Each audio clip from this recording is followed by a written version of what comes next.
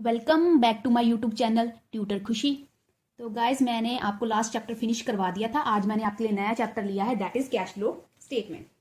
ये टर्म 2 के एग्जाम में आएगा और बच्चों ने रिक्वेस्ट किया था, इसलिए मैं अभी इसकी पहले वीडियोस बना रही हूँ। तो आप देखिए कैश फ्लो स्टेटमेंट, ये बिल्कुल नया चैप्टर है। 11th स्टैंडर्ड में जो आपने अकाउंट्स पढ़ा है उससे काफी डिफरेंट है। मतलब डिफरेंट, काफी डिफरेंट क्या बोले, डिफरेंट है, टोटली डिफरेंट है। तो ईजी है, इंटरेस्टिंग है। तो इसे आज हम शुरू करने जा रहे हैं, कैश फ्लो स्टेटमेंट। इसका आप देखो फुल क्वेश्चन आता है आपको 6 मार्क्स में। आपका 80 मार्क्स का पेपर होता है, 6 मार्क्स का आपको इसका क्वेश्चन डेफिनेटली आएगा, फुल क्वेश्चन आएगा। और एमसीक्यू में 1 मार्क का भी पूछा जा सकता है या फिर 2 मार्क्स का भी क्वेश्चन आपको एग्जाम में आता है। ओवरऑल आपकी जो वेटेज है 7 to 8 मार्क्स की है आउट ऑफ 80 इस चैप्टर की। ठीक है, तो अगर आप एग्जाम दे रहे हैं, जो नेक्स्ट सेशन के भी बच्चे हैं, तो प्लीज इस चैप्टर को जरूर करके जाइए, आपको सीधा सीधा 6 नंबर दिलाने वाला है। तो आज हम शुरू करते हैं कैश फ्लो स्टेटमेंट। अभी सबसे पहले हमें क्या है, इसका मीनिंग जहां इंट्रोडक्शन करने की जरूरत है। अभी मीनिंग और इंट्रोडक्शन में क्या आता है, देखिए इसे। The statement which provides the information of cash inflow और एंड कैश आउटफ्लो। ठीक है, वो स्टेटमेंट जो हमें बिजनेस में कैश आने और कैश जाने को रिकॉर्ड करती है, उसे हम क्या बोलते हैं, कैश फ्लो स्टेटमेंट। जब कैश आया उसे रिकॉर्ड कर लेंगे, जब कैश गया उसे भी रिकॉर्ड कर लिया जाएगा। किस स्टेटमेंट में रिकॉर्ड किया जाएगा, that is cash flow statement. Okay, what is cash inflow and what is cash outflow. Inflow क्या होता है, when cash comes into the business, जब पैसा बिजनेस में आता है उसे हम क्या बोलते हैं, cash inflow. When cash goes out of the business, जब पैसा बिजनेस से जाता है हम उसे क्या बोलते हैं, कैश आउटफ्लो। ठीक है, अब ये आता है अकाउंटिंग स्टैंडर्ड नंबर 3 के अंदर। अकाउंट्स में 31 स्टैंडर्ड्स हैं और इसका जो कैश फ्लो स्टेटमेंट का जो स्टैंडर्ड है वो नंबर 3 है। नंबर 3 के अंदर आता है, जो कैश फ्लो स्टेटमेंट के बारे में टिप टू टो सारी इंफॉर्मेशन देता है।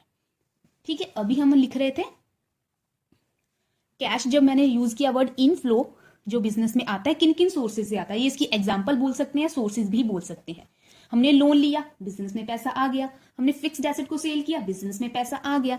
हमने शेयर्स को इश्यू किया, बिजनेस में पैसा आ गया। हमने क्या किया, शेयर्स को इश्यू किया, तो बिजनेस में पैसा आ गया। और किन किन सोर्सेज से बिजनेस में पैसा आता है, रेवेन्यू कोई जनरेट हो गया, उससे बिजनेस में पैसा आता है।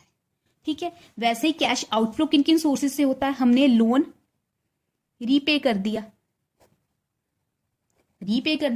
लोन पे कर दिया, पैसे चले गए, रिकॉर्ड होगा। फिक्स्ड एसेट को हमने क्या किया, परचेज किया तो पैसे दिए होंगे, तो वो रिकॉर्ड हो जाएगा। शेयर्स जहां डिबेंचर्स को हमने क्या किया है, रिडीम किया है। शेयर्स जहां डिबेंचर को क्या किया है, रिडीम किया। ये आपका एक चैप्टर है डिबेंचर की रिडेम्पशन को लेकर, तो वो आपका जब करवाऊंगी तब आपको समझाऊंगी कि रिडेम्पशन क्या होता है। और हमने कोई एक्सपेंसेस पे कर दिए, ठीक है, वो भी पैसे पे कर दिए, तो वो कैश आउटफ्लो में आएगा। ठीक है, तो ये आपका हो गया basic introduction cash flow statement के रिगार्डिंग। आपको इतना ही जरूरी है, इतना ही आपके एग्जाम में आएगा। आपको कोई भी इसके फीचर्स नहीं पूछे जाएंगे, कुछ आपकी इंपॉर्टेंस नहीं पूछी जाएगी, ऐसा कुछ भी आपको नहीं पूछा जाएगा। सीधा सीधा सा आपको 6 नंबर का क्वेश्चन आएगा full fledged cash flow statement बनाने के रिगार्डिंग। अभी क्वेश्चन है कि कैश फ्लो स्टेटमेंट बनाना कंपल्सरी है, is it compulsory. Cash flow statement बनाना कंपल्सरी है, compulsory. The answer is no. ठीक है, नो, जरूरी नहीं है। जैसे कि बिजनेस के लिए trading and profit and loss account बनाना जरूरी है, प्रॉफिट और cash, trading and profit and loss account बनाना जरूरी है, बैलेंस शीट बनाना जरूरी है, वैसे ही कैश फ्लो स्टेटमेंट बनाना जरूरी नहीं है, ये ऑप्शनल होता है। कुछ कुछ कंपनीज के लिए ये कंपल्सरी है, वो आपके सिलेबस का पार्ट नहीं है कि किस किस कंपनी के लिए कैश फ्लो स्टेटमेंट बनाना कंपल्सरी है। ठीक है, बट हर कंपनी को ये बनाने की जरूरत नहीं पड़ती। जैसे कि हमने आज देखा है ट्रेडिंग अकाउंट है, उसका फॉर्मेट है पर्टिकुलर अमाउंट, फिर प्रॉफिट एंड लॉस का एक फॉर्मेट है, बैलेंस शीट का एक फॉर्मेट है, एसेट अमाउंट, लाइबिलिटी अमाउंट, और नया फॉर्मेट भी आ गया है आपका।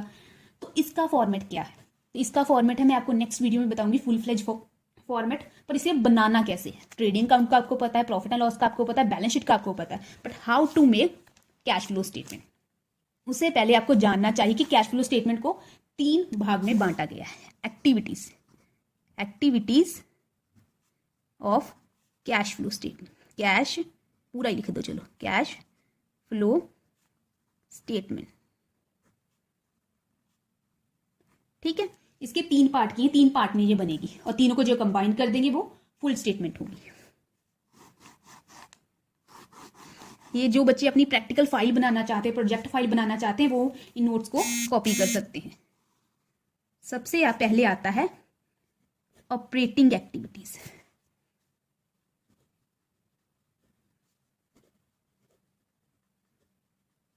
Cash flow from operating activities.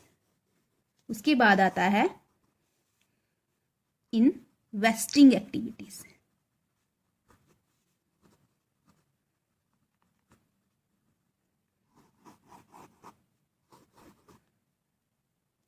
उसके बाद आता है लास्ट फाइनेंसिंग एक्टिविटी।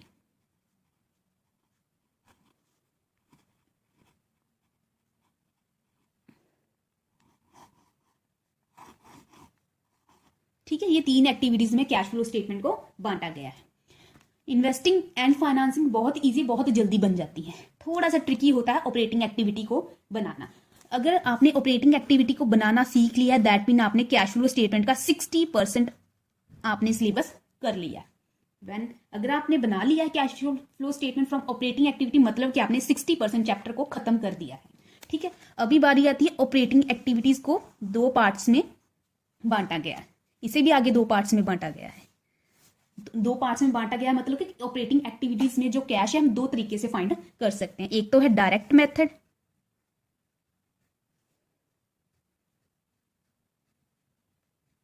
और दूसरा है indirect method.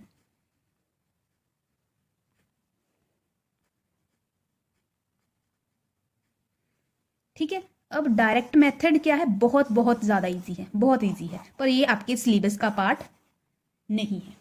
Direct method very easy but not in syllabus, not in syllabus. ठीक है, और जो इनडायरेक्ट मेथड है थोड़ा सा ट्रिकी है बट इंटरेस्टिंग है। ट्रिकी बट इंटरेस्टिंग, आपको यही मेथड आएगा एग्जाम में। डायरेक्ट आपके सिलेबस का पार्ट नहीं है। ठीक है, अभी बात करते हैं हम ऑपरेटिंग एक्टिविटीज के बारे में।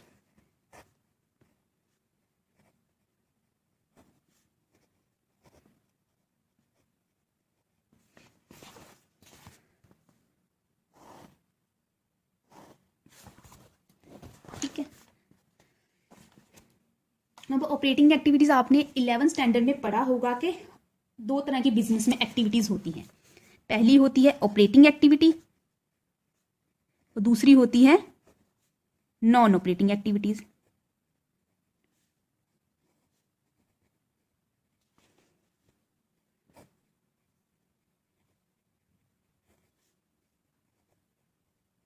ठीक है, 2 तरह की एक्टिविटीज होती हैं, ऑपरेटिंग होती है एंड नॉन ऑपरेटिंग होती है। ऑपरेटिंग एक्टिविटीज क्या होती हैं, जो रेगुलर बेसिस पे होती हैं, once in a day, once in a month, या twice in a day, twice in a month, in a week.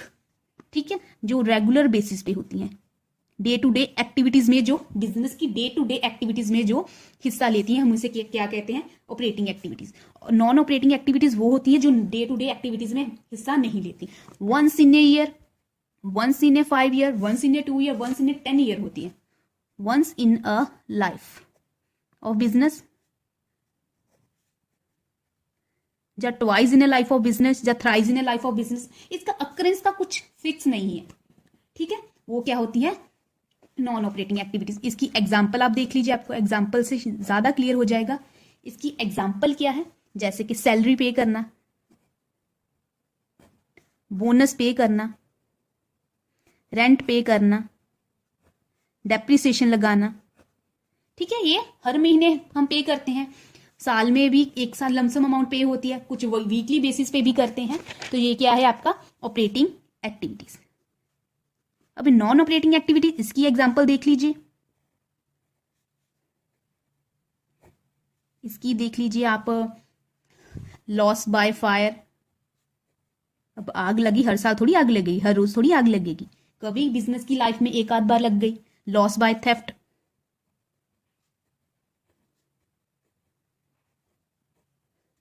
Insurance claim का मिलना,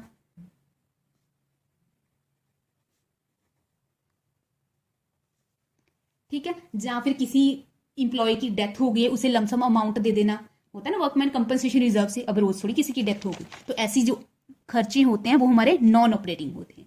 जो ऑपरेटिंग होते हैं वो डेली बेसिस पे होती है, ठीक है। ये है ऑपरेटिंग की एग्जांपल। अभी आप देख लीजिए इन्वेस्टिंग एक्टिविटीज।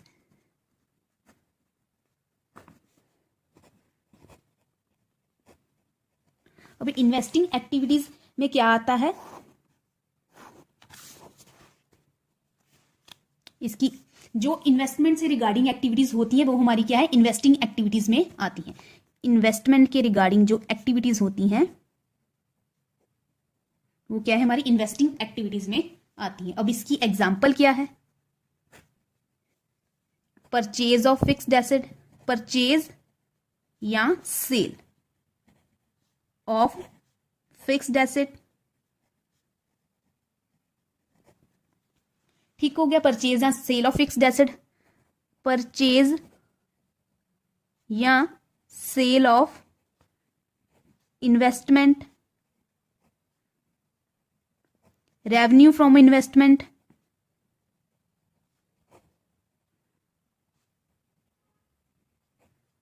ये वाली सारी एक्टिविटीज क्या है, इन्वेस्टिंग एक्टिविटीज के अंडर आएंगी, ठीक है।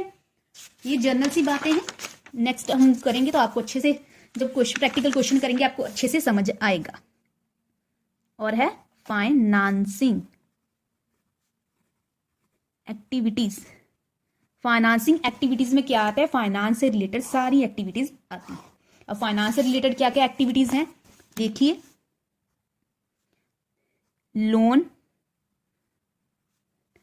टेकन या रीपेमेंट, हमने लोन लिया है या लोन को रीपे किया है, ठीक है। इशू ऑफ शेयर्स और डिबेंचर्स, हमने डिबेंचर्स या शेयर्स को इशू किया है, हमने रिडीम किया है शेयर्स को या डिबेंचर्स को, ठीक है, या फिर हमने किसी तरह का कोई इंटरेस्ट पे किया है। ये है फाइनेंसिंग एक्टिविटीज की एग्जांपल। होपफुली आपको थोड़ा बहुत समझ आया होगा। अभी फर्स्ट वीडियो है, नेक्स्ट वीडियो में जब हम प्रैक्टिकल क्वेश्चन करेंगे आपको अच्छे से क्लियर हो पाएगा। आज के लिए इतना ही रखते हैं। Thank you so much. मिलते हैं नई वीडियो में नए टॉपिक के साथ।